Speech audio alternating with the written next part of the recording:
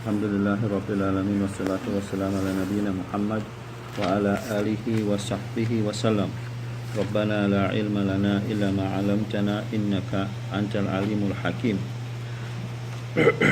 Brothers and sisters in Islam, assalamu alaikum wa rahmatullahi wa barakatuh. So we continuing the topic on the Qadar, the predestination of Allah subhanahu wa ta'ala, and tonight we'll start chapter 6. After chapter 6 we have one chapter to complete, inshallah. This chapter 6 is the reasons why people go astray with regard to Qadar, predestination. Reason why people go astray with regard to Qadar. 2 or 3 reasons. When exam time come, one of the questions, if it comes like this, we just jot down the couple reasons, inshallah. So the reasons why the Qadariya, we did the Qadariya and Nafat, who these people deny predestination, they deny Qadar. Who? Qadariya and Nafat. And the Qadariya are that. And the Qadariya and Nafat, they said that Allah subhanahu wa ta'ala does not will kufr. So the word will come back again. He does not will kufr, sin and disobedience. We gotta concentrate a little bit on this. The Qadariya, who did not believe in Qadar, they deny Qadar, and Nafat, said that Allah does not will kufr, sin and disobedience. He does not love them or accept them. So their point of argument here now. So how can we say that he created these deeds of his slaves, which include kufr, sin and disobedience? Right? Now remember, the topic here is the reason why people go in astray. Right? And listen carefully now. Now the Qadariya al-Mujbira, who believe in al-Jabr, that is the one who believe in that you're compelled to do these things, you are forced to do it, you don't have a choice. Right? Believe that Allah is the creator of all things. He's the creator of all things. And claim that he loves and accepts everything, right, that he creates and bring into existence. Now if we listen to this thing and we understand these things from before that we did, you will see plain what is going on here. Now Ahlul Sunnah wal Jama'ah see the whole picture of the reality. So they believe in the truth that each group, each of these two groups believe, and they reject the falsehood which each follow. So they say, although Allah wills that disobedience and sin should exist by his decree, he does not love them or accept them or command them. Rather, he hates them and forbids them.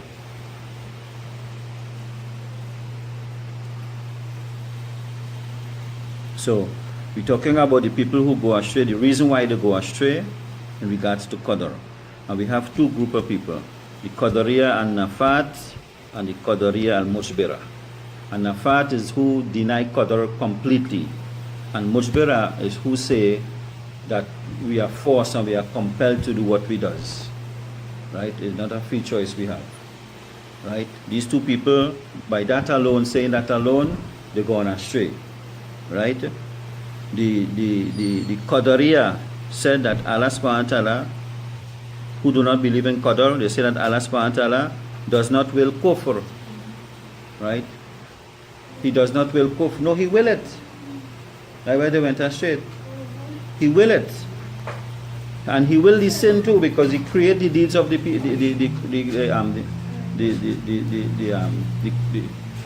the human being. He created their deeds, right? Now we had to focus a little bit here to understand this, eh?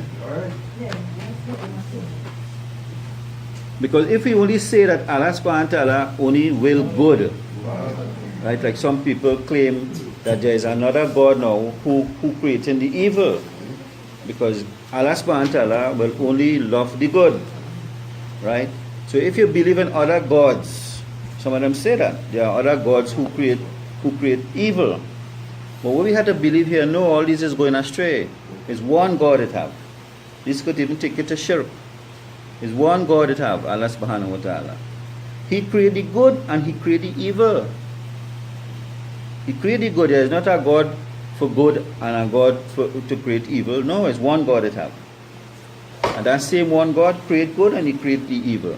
He create the angels, He creates Satan. Right? And He create all the evil deeds of the people, right? And He create the good deeds of them too. Because He have the knowledge to know what they're going to choose and what they're going to do. Right? So from the time these people say here, the Qadariya, this is one group that went astray, they say that how Allah subhanahu wa ta'ala does not will kufr. Yes, He will it, because if He know that these people will do kufr, they will not believe, so they become a kafir. You see? There's not a next God for these people. One God it have. Anytime you say a next God, shirk.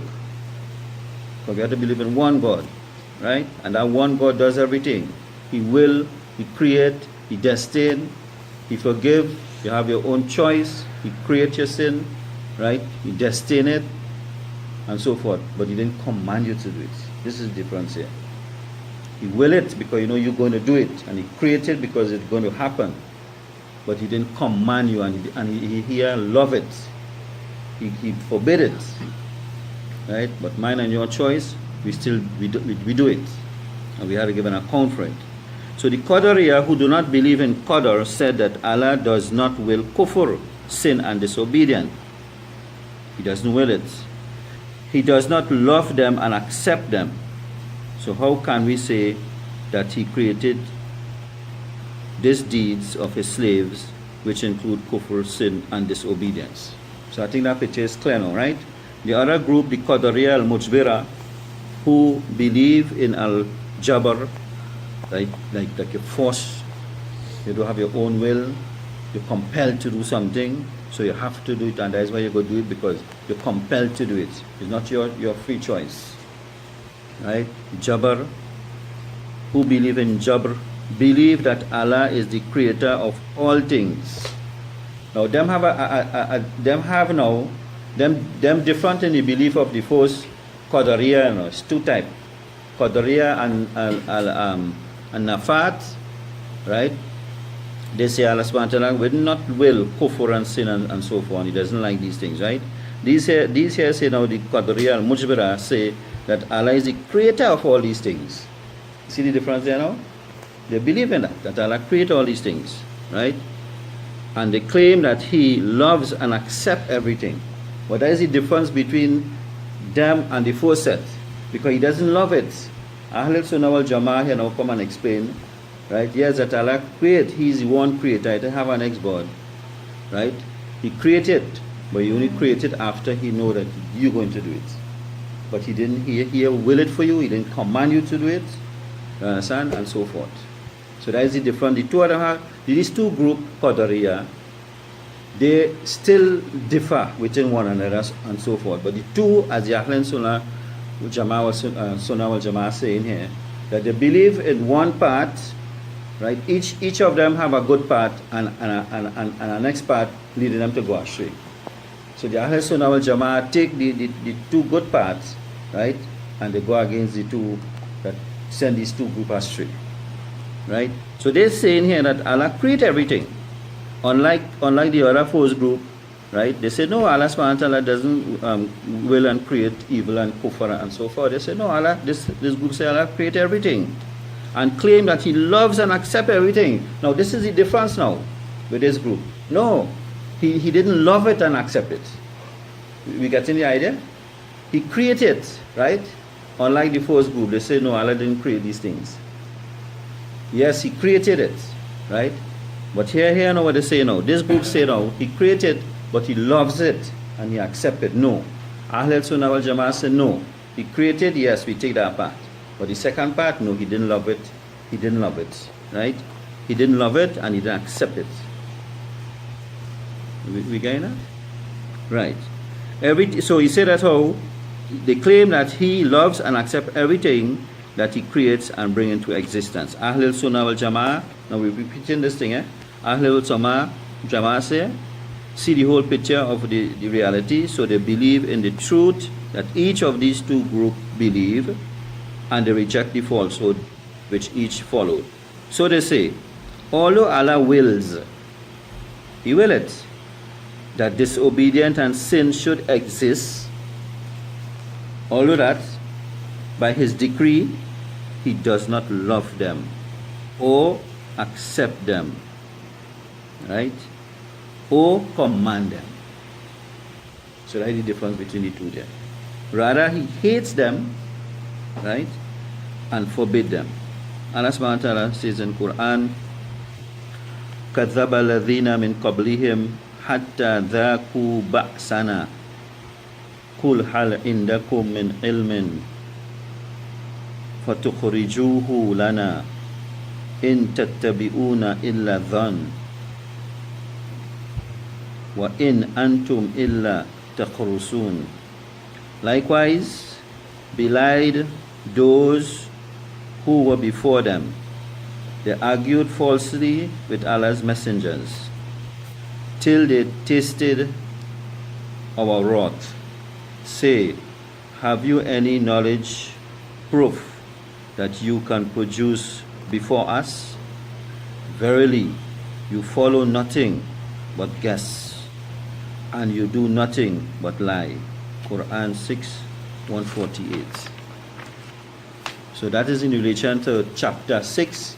I try to take off all the difference of opinion and bring it in the simplest form. I hope and I pray we understand that little point there, because these two people who went astray in regards to Qadar, right? The one say certain thing and the next one say a certain thing, so they conflict each other there. But what Ahlul Sunnah al Jama'ah is doing here now, we taking the good part and we leave out the bad part. And the true understanding is that even though Allah subhanahu wa ta'ala will it, kufr and disobedience and sin and so forth, He didn't command it, right? And He hates it, right? So I hope we understand. There's a whole set of pages I had to read to get that understanding there, right? He does not love them, He didn't or accept them or command them. Rather, He hates them and forbid them. So we go on to chapter 7 now, inshallah. The benefits of believing in Qadar. At chapter 6 there we did it. That chapter 6 consists of, with regards to those who went astray in relation to Qadar. Chapter 7, the benefits of believing in Qadar. So believing in Qadar, Allah's destiny, right? We have benefits of it, right? Whoever ponders the belief in Qadar, predestination, as brought by Islam, will find that it has many great benefits, which led and still lead to the reform of the individual and of the Ummah. We will describe some of these benefits in belief in predestination. 1. Belief in Qadar, predestination, when you believe in that, it is a means of you ridding yourself of shirk. You wouldn't go and accept shirk when you believe in Qadar. Many philosophers have claimed that good comes from Allah. Listen to this one carefully, that good comes from Allah, the all-glorious, and that evil is the creation of other gods. Now look how important this topic is. Other gods, like philosophers we're talking about. And that is why you see believing Qadar is important, because it riddles oneself of shirk. So you wouldn't commit shirk. because the philosophers, and I'm hear them philosophy now, claim that good comes from Allah, right? And they're all glorious, and that evil is the creation of, understand that. But it doesn't mean to say if he created evil that he want evil. He created evil because of his knowledge that people going to do evil. So it had to come to pass. Right? But it's not that there's another God who create evil. That's sending us to shirk. They said this in order to avoid attributing evil to Allah. Right? To avoid attributing evil to Allah. No, Allah ain't doing no evil. That is why this Ahlus Sunnah wal Jama'ah clearly states, right? Allah ain't doing no evil, but it's one God. And that way you have to believe in Qadar, or else you'll go astray, because you will think that there's another God who only doing the evil and creating the evil, and Allah creating only the good. Because we can't attribute evil to Allah. We have to know it's one God, and He created the good and He created the evil. But He does not command it. He hates it. He does not. We have to understand this good, right? He didn't command it. He hates it. He does not love it, right? There's a different thing here, right? the Magians or the Zoroastrians or the Zoroastrians claim that light was the creator of good, and darkness was the creator of evil. But who created the light and the darkness? Same creator, one creator, Allah subhanahu wa ta'ala. So they're going in the created things now to make them gods.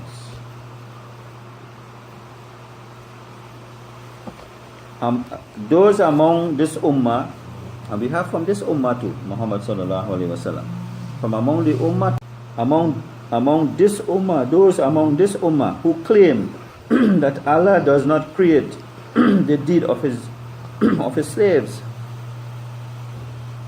or that He does not create the misguided deeds, are claiming that there are creators other than Allah. Subhanallah.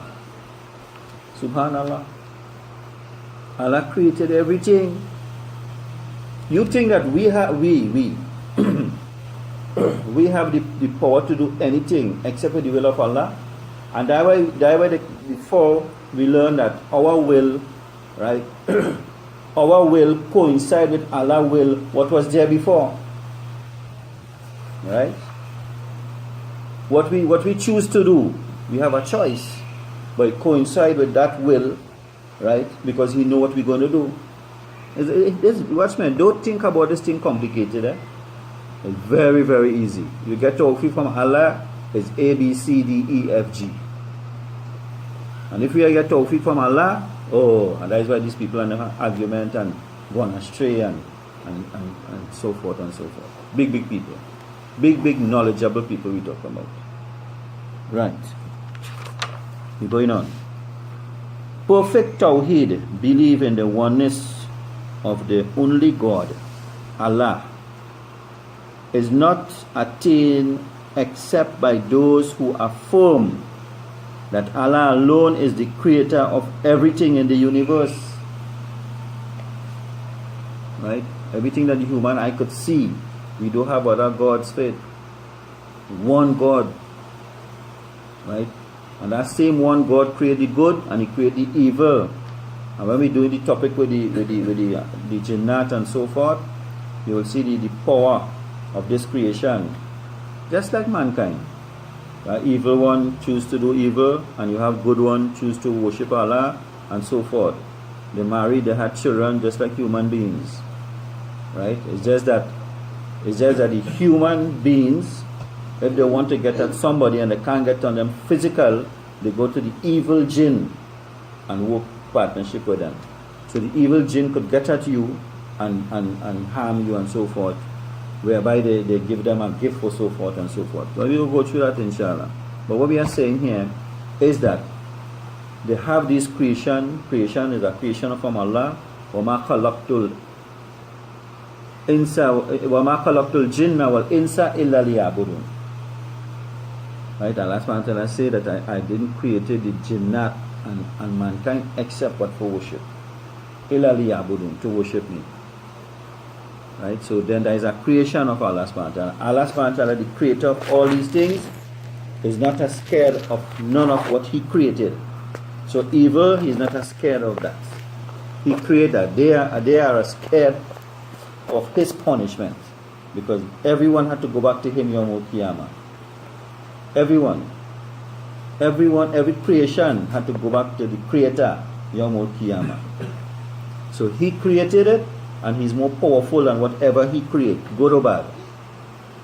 Right? And that way in that topic, when we start that, inshallah, we will learn, right, how some men, right, they use the jinnat like God. And the jinnat in turn now put fear into them. Right? So the fear that they put into them, but that come like shirk now, because you're living out Allah now. Like how these people and them going astray here, right? The other gods and so forth, or other power, superpower, or so forth, right? And then they just compel them, the jinn just compel them now to do evil things. You see, and all that is in the knowledge of Allah too. Right. And that his will, like Allah subhanahu wa ta'ala will, prevails over his creation. What he wills happens, and what he does not will does not happen. All of those who do not believe in Qadar do not believe truly that their Lord is one and alone, Tawheed, and do not acknowledge him properly. Believe in predestination, Qadar, is what marks the difference between Tawheed and Shirk. The one who believes in Qadar affirms that this universe and everything in it was created by one God. Those who do not believe this imply that there are other gods and lords besides Allah. So you got to be very, very careful.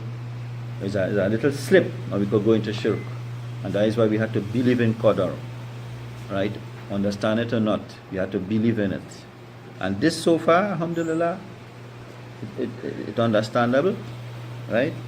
2, now we're talking here about believing Qadar is a means of ridding oneself of shirk, right? We're talking about the benefits of believing in Qadar. That is 1. 2, adhering to the true path. Adhering to the true path during both times of ease and times of difficulty. So when difficulty come to you and ease come to you, right? What you have to do? Take the true path. Adhere to the true path. Don't go wrong one way, right? Give it its limits, and give this its limits. Easy or good? I mean, ease or difficulty? Because of their shortcomings and weaknesses, people cannot always adhere to the straight path. Allah subhanahu wa ta'ala says, Innal insana khuliqa halu'an idha massahu sharru jazu'a wa idha massahu hul khairu manu'a illa al-musallin. Verily man, well, we're talking about the disbeliever here, was created very impatient. Right? We don't have patience. Right? Impatient. Irritable. Right? Discontented. Right? We're not contented. Discontented. When evil touches him,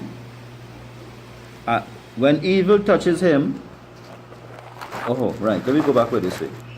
Verily man, and we're talking about the disbelievers here, was created very impatient, irritable, discontented when evil touches him, and niggardly when good touches him. except those who are devoted to salah, prayer. Quran 70, 19, 20 to 22. Belief in Qadar makes a person persist in his adherence to the straight paths, so that he is not reckless at times of ease and does not fall into despair when calamity strikes. You take a middle balance then, right? For he knows that everything good has happened to him comes from Allah and is not because of his intelligence or good planning, right? Everything that comes to a person is from Allah. Some people miss this concept. They just think that, like all them billionaires and them, they just think that their bright brain or their planning or so forth is what making them get rich, right? Qarun and them used to think like that in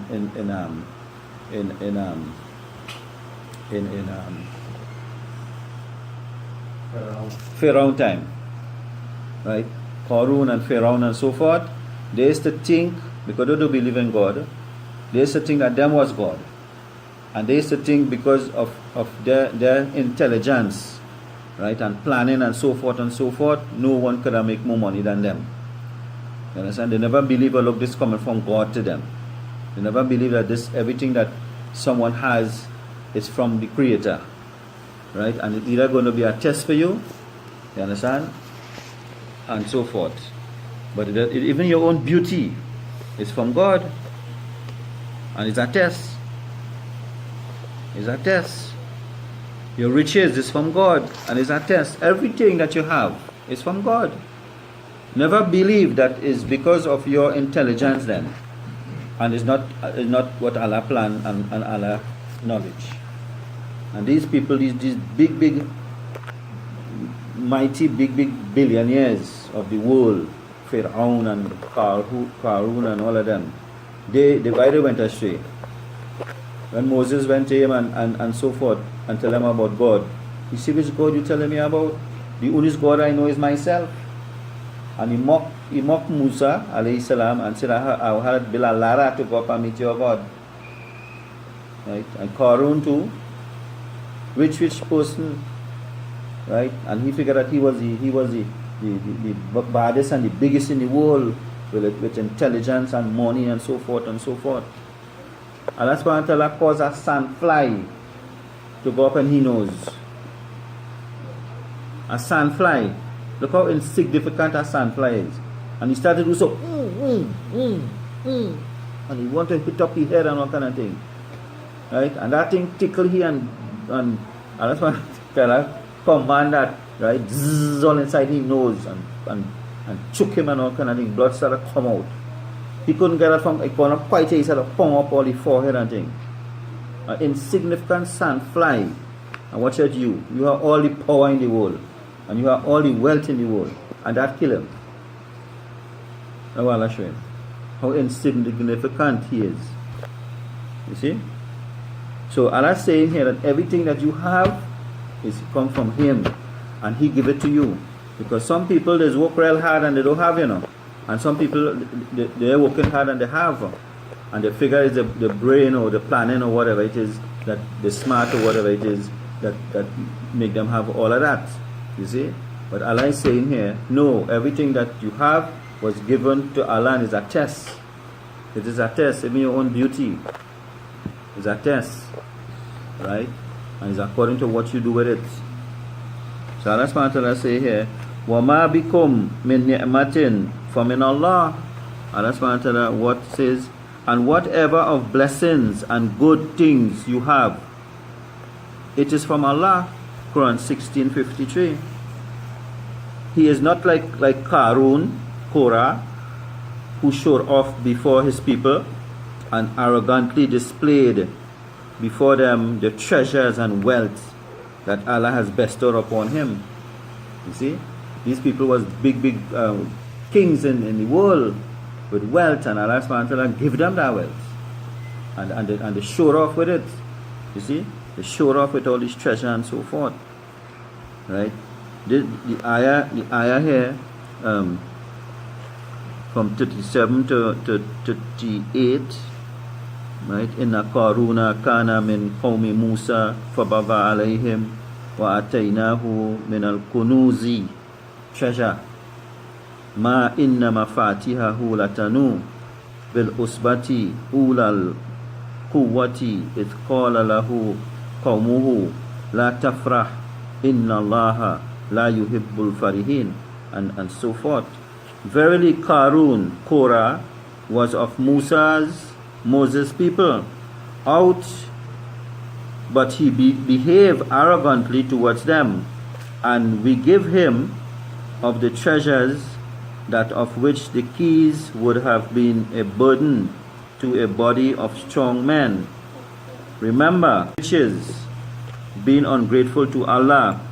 Verily Allah likes not those who exalt the riches, being ungrateful to Allah, but seek with that is the wealth which Allah has bestowed on you, the home of the hereafter. That wealth that Allah bestowed on Qarun and all the rich people of the world. You hear what they're saying here?